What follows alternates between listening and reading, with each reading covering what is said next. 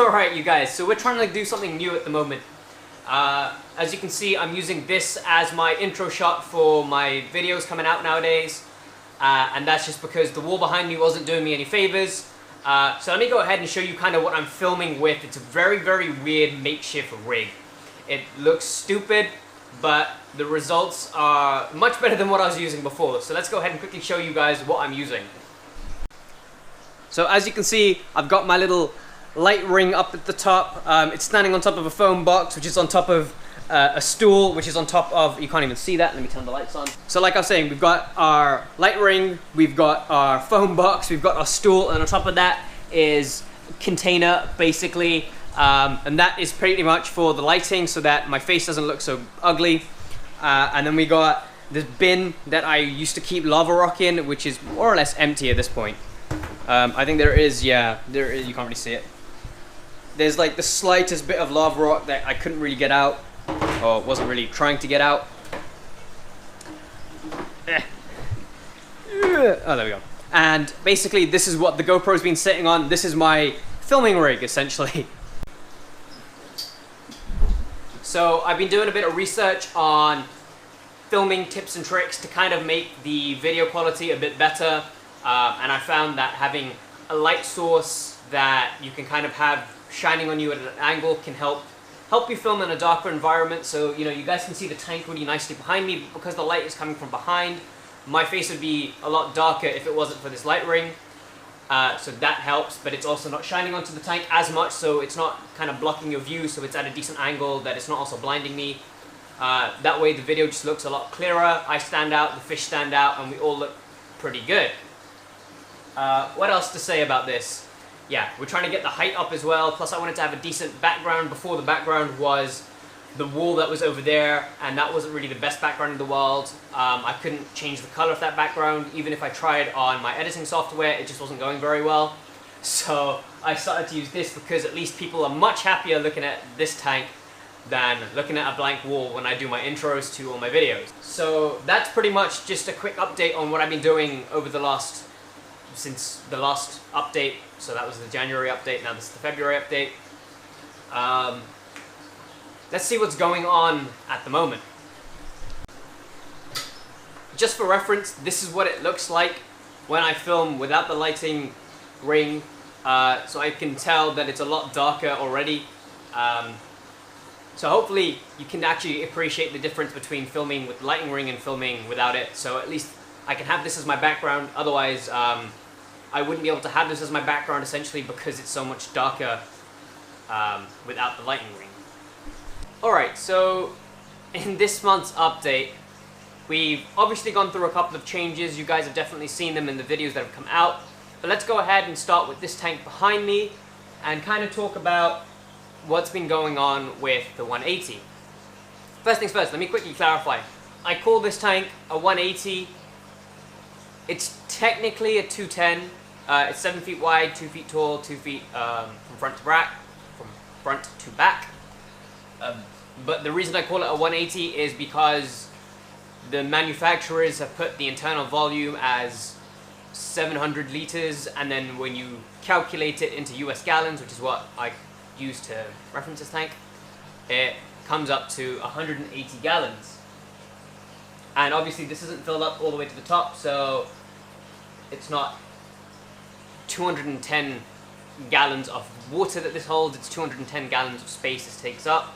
So yeah, it's pretty much a 180 gallon aquarium. That's first things first, that's what I wanted to get out of the way. Next, we've had a couple of new fish introduced into this tank. First thing we went to go and introduce was Daisy. Daisy is our red Oscar, orange Oscar, whatever you want to call her. She's our new Oscar that I went ahead and I swapped for my Vieja because Vieja wasn't getting along with this with the other fish in this tank, and so I decided, let me go ahead and either sell it or swap it for something that might work. Oscars they can again be aggressive, but this Oscar is much more peaceful and she's a bit smaller, so it works with this dynamic a lot better. As you can see, the Pacu behind me has much less or much fewer scratches. The giant gourami doesn't seem to be as badly injured. The only one who seems to be taking a real beating is Flame, my Flowerhorn, but even then, it's not that bad, and they seem to be doing alright, so I'm quite happy with how she's come into this tank. If you guys saw the video, you would have seen that part of the time she did stay behind the rocks at the back, and you know, it took her about 3 or 4 days to feel completely at home, and now that she feels at home, she's out and about swimming around with everybody else, and it looks absolutely stunning. The next fish that we moved into here shortly afterwards was my Midas, and he's swimming by right now. My Midas is doing pretty well. He competes for food. Just making sure he's not beat up before I say that he's doing well. He does compete for food very well. I've not seen the Flowerhorn give him any sort of issues, but I have seen a few nips on his top fin. That probably won't last for too long. Once he puts on some size, he's pretty much going to be one of the contenders for the boss of this tank. And, well, obviously you guys saw when I introduced him, I kind of dropped him. That doesn't seem to have affected him at all. He goes for the food, he's doing fine. He's not picking on anybody, and he's not being picked on terribly much. He's doing pretty well in this tank altogether, which is very nice. So that's everyone in this tank. I don't think I've really done an update, or I've not really done anything else with anybody else. So let's go ahead and move on to the next tank, and you guys all know what tank this is. This is my Forefoot Aquarium that houses my Asian Arowana. It has a couple of Malawi Cichlids, some Vieja, and a group of silver dollars, as well as a Parrot Cichlid. Oh, and a Giraffe Pleco, which is a Sailfin Pleco or a Leopard Pleco, all the same. So those guys are doing pretty well in that tank over there. And I was really excited. Obviously, I've been waiting months and months and months for this fish to come. He finally came, she finally came, we never know. And they look absolutely stunning. As you can see, I've taken off the back cover for the tank. Before it was a black back covering. I've taken this off, and the reason is I've been told that it helps to enhance the colors of your arowana if it has direct sunlight. Unfortunately, it's been snowing for the last few days, so we don't really have much sunlight at the moment, but when the sun starts shining through, there will be something to try and tan the arowana. That's what it's called, arowana tanning. I know that obviously I can't create any more shine on the scales, so I'll show you a little diagram of how the arowanas, how the rows of the arowanas work. For a red-tailed arowana, it only goes up to its 4th row, and it won't go any higher. But you can enhance those colors on those scales and make them look even better than if you didn't tan them, and that's what I'm aiming to do. I'm also going to get a tanning light and see if that will help to make this fish as gold as possible, because that's what it is, a golden arowana. But you can sometimes get golden arowanas that look very black because the majority of the scale is black with only the outer rim being gold. So I want to try and make as much of the scale gold as possible. I know that there's a big factor in genetics, but I do want to see if this makes a difference. I will also see how the algae works when the sun starts coming out. We do have a Pleco in there, but I doubt that the Pleco will be able to keep up with the amount of algae that it's going to get during summertime. But it's nice that we have the combination of artificial and natural sunlight to help enhance the colors of these fish. And so that is the plan. Some future plans, I'm thinking I might add some more Malawi Cichlids into that tank.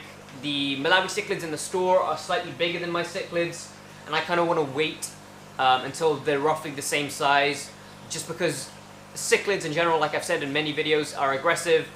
Malawi Cichlids are no different, they're just smaller. So I do want to wait and hopefully add in some really nice fish. I want to see if I can get a good mix of males and females, because I do want to see if I can get them to breed.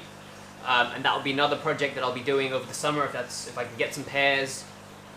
And that's something I would like to do in the future. Is I'm thinking about it. Obviously, constraints to space, money, time commitments. We don't know what's going to happen in the future, but I would like to do a cichlid breeding experiment. So, you know, have a 4 foot by 2 foot by 2 foot aquarium, and have like a pair. So obviously buy them when they're small, see which ones of them pair off, take the nicest pair, put them in their own tank and let them do their own thing, and then we can document that and see how that goes. And obviously I'll try and keep the nice fish that I have, or I'll rehome them and give them to people who can take care of them nicely. Because obviously, like with the Vieja, for example, they're all going to get to the size of my Pacu, what he is at the moment. There's 6 of them, 5 or 6 of them, 5.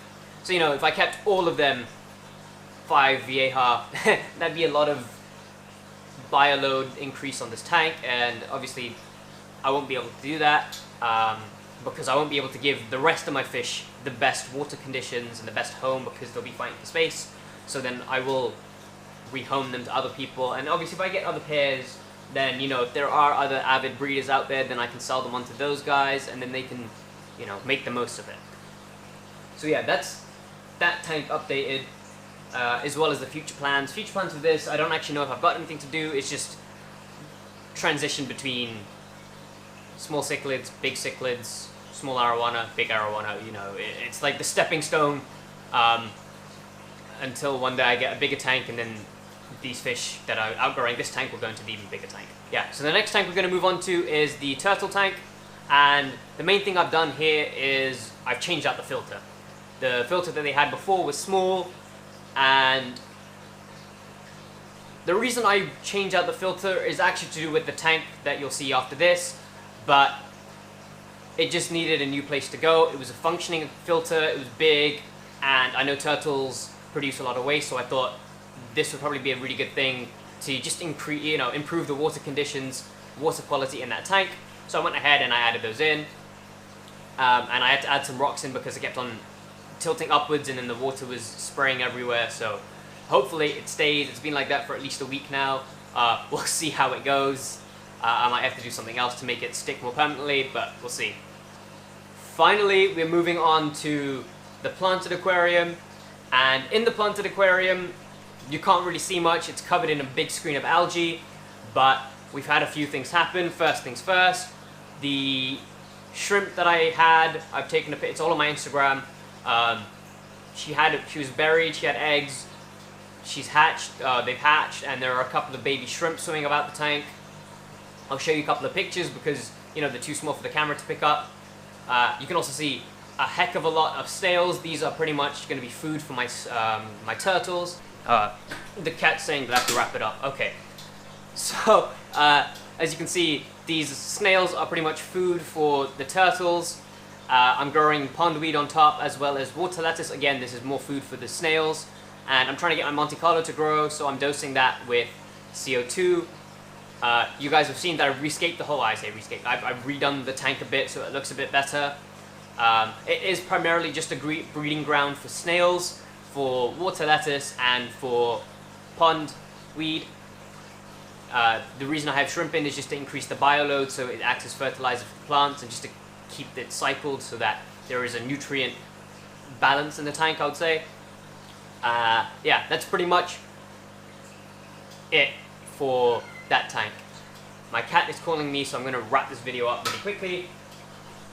That's pretty much it for this video. My quarantine tanks are empty. I am thinking about what to do with those tanks, what fish to get.